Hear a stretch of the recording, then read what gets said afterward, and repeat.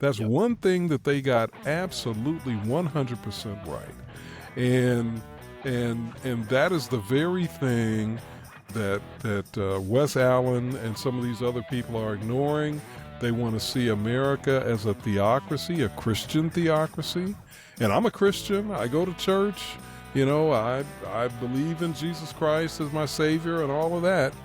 But I do not believe that this country was established to be a Christian theocracy, nor do I think it should ever become a Christian theocracy or any kind of theocracy. No. It needs to remain a country that is free when it comes to how people choose to worship or not worship. And that's the problem. Alrighty, welcome back. Alabama Politics This Week. Our thanks to all of our guests, Jerome Dees, Sam Boyd, Mayor Stephen Reed. It's always nice to talk to the mayor down there. And he's fun. Yeah. And I feel like also it's almost like a public service at this point because he gets so vilified by so many people down there that it's nice to give him an opportunity to present his side of things and talk about the realities of what's really going on. And so I think that often helps. But our thanks to all of those folks. Our thanks to the people at Wind Creek Entertainment. Really appreciate them for their support. The folks at SPLC as well. Really, really thank them a lot for everything that they do. And and for all of you for listening. We got some nice emails. Don invited me to go on a walk when it was 26 degrees outside on Monsanto, and there's a better chance of me flying. Okay, literally flying with my arms turning into wings and flying somewhere. I mean, no, man, I'm not. And he made it sound like not sweating was the goal. You don't sweat, and you Don. No, my man, no. Okay, no, that is not the goal. It's just, come on, brother. We're not going up on Monsanto Mountain when it's 20 degrees. That's just not happening. But hey, it's beautiful up there. It is beautiful. Oh yeah, beautiful place. Love it though. Is it Sturrit? Is that the name of the place up there? Sturrit on the mountain. If you've ever been up there, Barrett on the mountain. Barrett, yeah, Barrett. Is that what it is? Yeah. Barrett? Okay. All right, I'm all way off. But yeah, it's very nice up there, very nice, and they have that little festival sometimes too, and up there we've been to it a couple of times, and we went one time, man, up there, and they got that place where they'll hold weddings or receptions. Receptions. I've been in there. Yeah, there was a Hindu wedding that taking place, and they're apparently big on elephants. And I mean, there were these huge elephants carved out of, I don't know what they were carved out of, but I mean, there was this huge elephant. Went over and my daughter took several pictures over there with the elephant. We were just up there roaming around. But I mean, it was a beautiful, beautiful wedding reception. Like, all the different colors and stuff. It was so pretty. But anyways, that's a lovely place to go when it's, a reasonable temperature. I mean, I think that day was like in the 90s. So, I mean, it was fine. It was a good day to get out and walk up and down the mountain. So you're the only person I know who thinks that the 90s is a reasonable temperature. That's right. Listen, it's not the heat, it's the humidity. Oh, it's a good time, man. It's a good time. It's when you have all your fun. It's in the 90s. That to me is like that's the embers in hell. 90 degrees. That's the beginning of hell for me. Listen, we're so funny, man. Because when I tell y'all this, I'm really not making this up. I love it. I love that weather, and I also, when I tell you that I go running in the middle of the day in June and July and August, that's when I go running, is in those times. And I'll never forget with this a lady that lives in our neighborhood. She's a teacher at the school that my daughter goes to, or she's not a teacher. She works in the office up there. And anyway, she was just telling my wife one day, she said, "Did I see your husband running at 2:30 the other day?" I said, "Yeah." She said, It was 105 degrees outside. Is he okay? I said, well, she said, are you asking, is he okay from the run? Yes. Is he okay in his head? No, he's not. And because I'm not making this up. That's when I go. I mean, it's, I don't know. It's just what I've always enjoyed. I don't,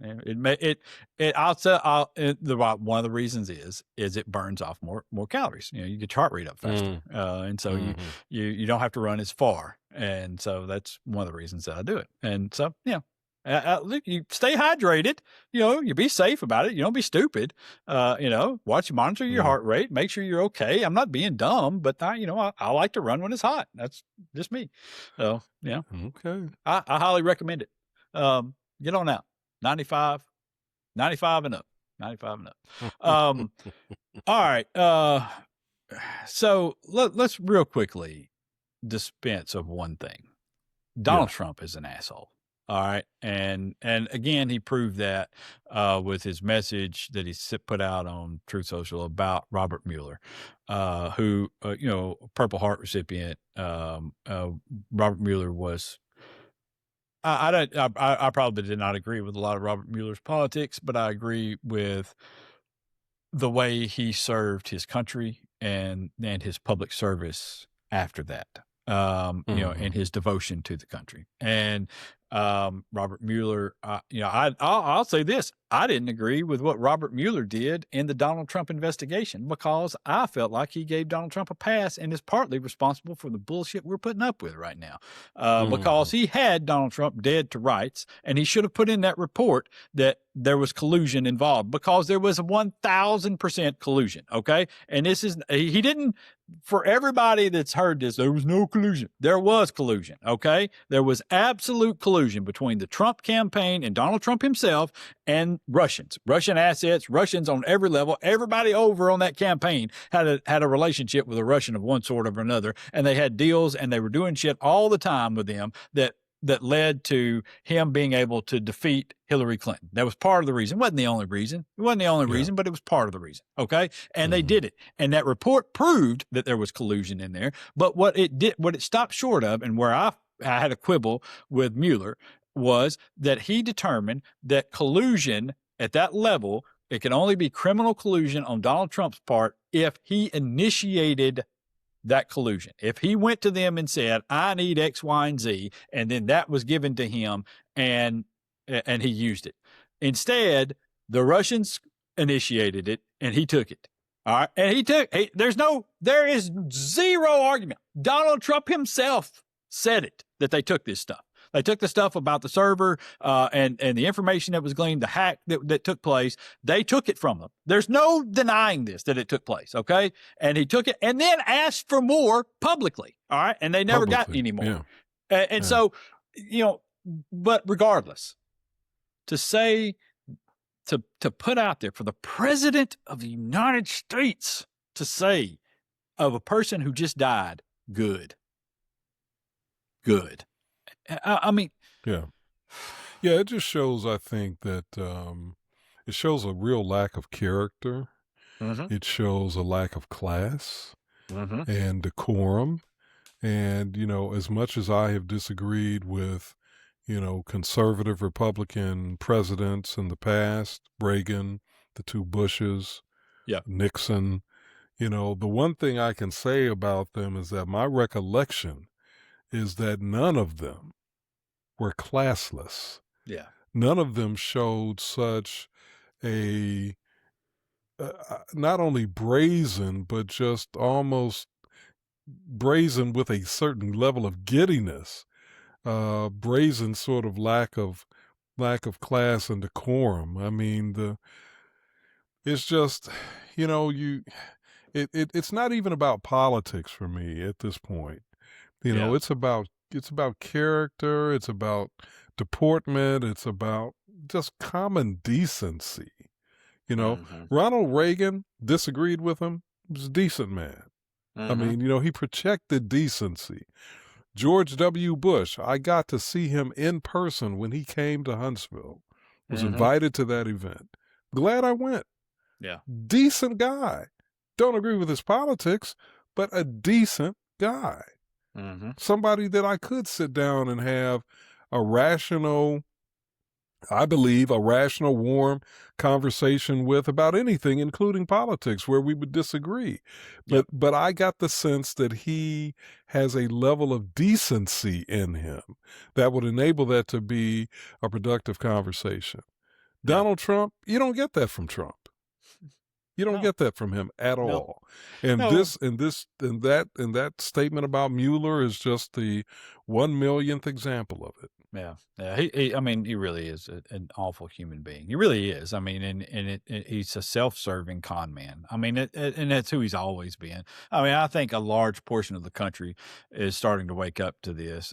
You know, and honestly, every sign that you can see points to November being an absolute bloodbath for the Republicans. I mean, there was two more strong Republican seats were flipped last night in Florida, including the person who's representing Mar-a-Lago now is now going to be a Democrat. You know, won a plus 20 Trump seat down there, and you know that was, he corrupts everything around him because he is just an absolutely corrupted individual. You know, I mean, that's who he is, and it's who he's always been. He gives off, Yeah, I mean, that's just who he is, and I just, you know, how many people now have the Republicans sold out? How many heroes have they sold out? You know, starting with John McCain. You know, you start with John McCain and now Robert Mueller, and was the guy Vindman that was part of the impeachment stuff that he tried to get, you know, the Ukraine deal, you know, where they were trying to, you know, do the quid pro quo with Ukraine, and Vindman called him on it, and you know, the guy who just left over the Iran war. Kane. Whatever his name is, and I think it was Kent. Yeah, I think Kent, maybe. But just you know, that guy, you know, I mean, it's how many people are you going to turn your back on? You know, Mark Kelly, for God's sakes, you know, I mean, what? Look at these people on one side of the ledger and Donald Trump on the other, and so many of these Republicans are taking Donald Trump's side. It's just insanity to me. But you know, we're into this. I don't even know what we're into, and I mean, and this just gets us into our bonehead. And can we go back to calling these people the right-wing nuts? I mean, I mean, Jesus. Look at what we're doing here, man. Well, our right-wing bonehead or nut or whatever is Wes Allen, who this week come out with criticism of John Wahl. And if you've listened, you know that I particularly, and neither one of us are big fans of John Wahl, and find, you know, a lot of the things that he has done to be really weird. And also, you know, that to have some question of what, you know, how he's operating. But, you know, we've been openly critical of John Wahl here. But Wes Allen came out and talked about John Wahl attending an event at an Islamic faith center, and how awful that was, that he would have gone to this Ramadan celebration, and that it would have been this impeachable offense for him, I guess, to attend this interfaith gathering at this Islamic center. And Allen says, you would never catch me at an Islamic center. Well, congratulations, dipshit. You know, I mean, really. I mean, I'll say this. I've had some conversations with John Wahl over the last several months. You know, and I want to say so. I've two or three conversations with John Wahl. And both of those conversations have been rational and reasonable conversations. And I got to say, the fact that he attended this event, I mean, I think it speaks highly of John Wahl, I mean, very highly of John Wahl, Yeah, to have gone, yeah, to have accepted the invitation, to have gone, and as he said in his response, as a Christian, I went there, to be a representative of my faith. And hmm because why wouldn't you? Why, in this land of religious freedom, why wouldn't you? And yeah. what are we doing here? Well, I think you just said something that's very key. This land of religious freedom. Wes Allen and a lot of people on the Christian nationalist side don't see America that way.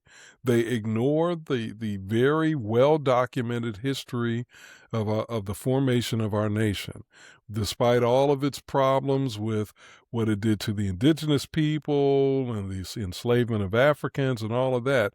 One thing, and the disenfranchisement of women, all of that stuff at the foundation, but one thing they got right at the foundation was that there should be a separation between church and state, and Yep. that everyone in this country should be free to worship or not as they see fit. That's Yep. one thing that they got absolutely 100% right. And that is the very thing that Wes Allen and some of these other people are ignoring. They want to see America as a theocracy, a Christian theocracy. And I'm a Christian. I go to church. I believe in Jesus Christ as my Savior and all of that. But I do not believe that this country was established to be a Christian theocracy, nor do I think it should ever become a Christian theocracy or any kind of theocracy. No. It needs to remain a country that is free when it comes to how people choose to worship or not worship. Mm-hmm. And that's the problem. Now, I have gone to the mosque here in Huntsville. I've been there to conclude Ramadan with Muslims, and I had no problem with it. I wasn't the only Christian who was there, by the way, either. It was an interfaith kind of activity. Right. And nothing happened there that offended my faith as a Christian. There was the people were warm and welcoming, and no, I heard nothing that was offensive to my faith. And even if there had been something said that was antithetical to Christianity, you know what? This is America. People have a right to have whatever point of view about Christianity or not that they choose to have. But I just want to stress in this particular situation, Josh, there was nothing offensive to me as a Christian. Nothing happened at all like that. Yeah. And in fact, I think Allen and other people really have they have a misunderstanding. That's one way to say it. Another way to say it is maybe they're just flat out ignorant about what Islam actually teaches, because Jesus Christ is actually, according to what I have in my cursory studies of Islam and interviewing Islamic scholars for a project I worked on about 15 or so years ago, Jesus Christ is the most revered prophet in Islam. Mm-hmm. Or at the very most, you'd say Jesus Christ and Moses. Maybe it's a tie, but I think Jesus actually edges Moses out, according to what the scholars told me, in terms of the prophet that they revere most. Yeah. So any Christian who is hostile toward Islam needs to really, I think, at least get a cursory understanding of what Islam actually thinks about Christianity and how Islam responds to Christianity. And also, and my final thought, Josh, do a deeper dive on Christianity's own history, because some of the things that people want to attribute to Islam can also be attributed to people who were practitioners of Christianity. Mm-hmm. I'll tell you this. I'd like to know a little more about this Moses Jesus argument. But is that kind of like LeBron and Jordan? Is that we kind of have? Well, I don't know if I would make that comparison, but hey, listen, man. I know you can. I know he can part it, but could he walk on it? Okay, all right. But could he walk on it? All right. Well, Jesus gets in my book, Jesus gets the edge completely. But I'm just saying, right. they're both revered in Islam, though Jesus is as I understood it, he was the most revered. Yeah, well, I mean, you bring a man back to life. I mean, what's next? I mean, how can you top that? I mean, it's kind of hard to top that. Yeah, Kind of hard it's kind of hard to top that. Yeah, I mean, it's you gotta you can't. I mean, it's like making the Statue of Liberty disappear if you're a magician. I mean, come on, after you've done that, what else can you do? I mean, it's David Copperfield made it disappear, and yet it's still there. Can we explain that? He brought it back. He brought it back, just like Lazarus. Got him back. Got him. Yeah, look, it's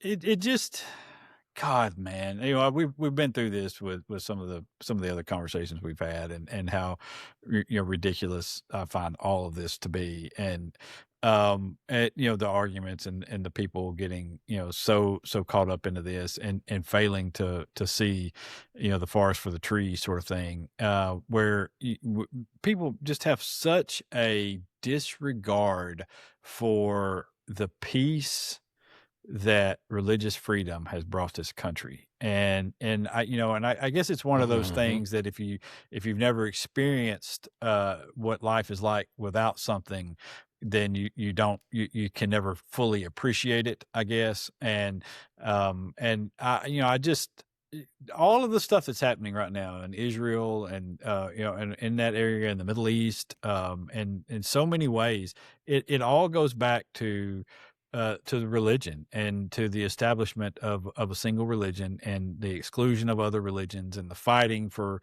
for the same rights based upon religion, and and the discrimination based upon religion, and and arguing over small things, and look, we can see, you don't even need the other countries. You can see, while we have so many different little factions of each denomination in this country, because, somebody got mad at the preacher because he didn't believe that snakes should be handled on Wednesdays, and so they made their own church. And, it just is, those are when you start dealing with faith, and you believe that whatever you're doing is justified by your deity, then there's no arguing with you.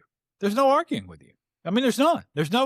You have the ultimate justification for whatever it is you're doing, if you believe it is sanctioned by whatever it is you believe in.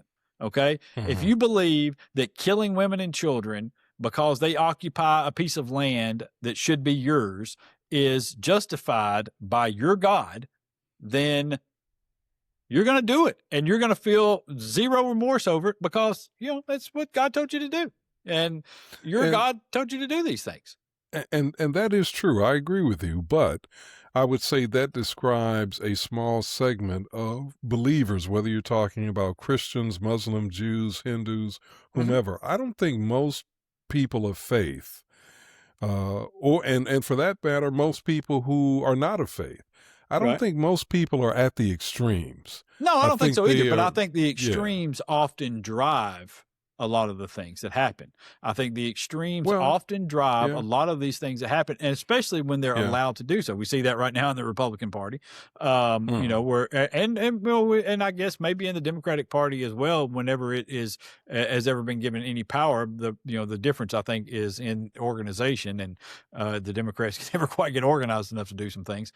But whenever you see these things out there, it's the extremes. Whenever religion is allowed to operate and have some control over the government and things like that, it's always the extremes that start to drive these things and start to drive these issues.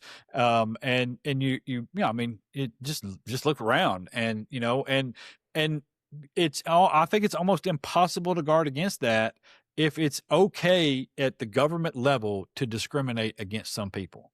And which is why I think, Roger Williams, one of the founders of our nation, James Madison was another one, Thomas who were Jefferson. very adamant about there being a separation between church and state. Yep. Yes. I mean, it just was, and this is what they believed. We are not a Christian nation, okay? We're not. Hmm. We are a That's right. nation of religious freedoms that was founded by a Hmm. bunch of Christians, mainly Christians. Well, not And yeah. Well, and I'm not even sure. I don't know even about mostly Christian. I know yeah, some may have been Christian by modern definition. Many of them were deists, which yeah, is not actually somebody who was a Christian. Some were very libertine, like Benjamin Franklin. I hmm, think he was a secularist, as yes. I understand it. Secular libertine. So, I mean, there was a mishmash of Oh, there was, beliefs and yes. practices Yeah. among those Yeah. men. And they had experienced a lot of the oppression and things that had gone, that Mhm. had come about from, the, the spread of the Church of England and, and what Mhm. took place there. And it just, and you want to talk about deaths attributed to a religion. I mean, come on. We could go back through the Crusades. But, Yeah. you Yeah. know, it, we've got to, we got to have some common sense. We really do. And it starts with everyday people, not being swayed by ignorant statements like what Wes Allen made, and not being swayed Yeah. by these sorts of boneheaded ideas and just really cheap political stunts like this. Because honestly, the first thing I thought of when I saw that is, man, Wes Allen's losing this damn election. Mm. Because, I mean, that's the first thing I thought of because if he weren't losing the election, then he wouldn't have resorted to that.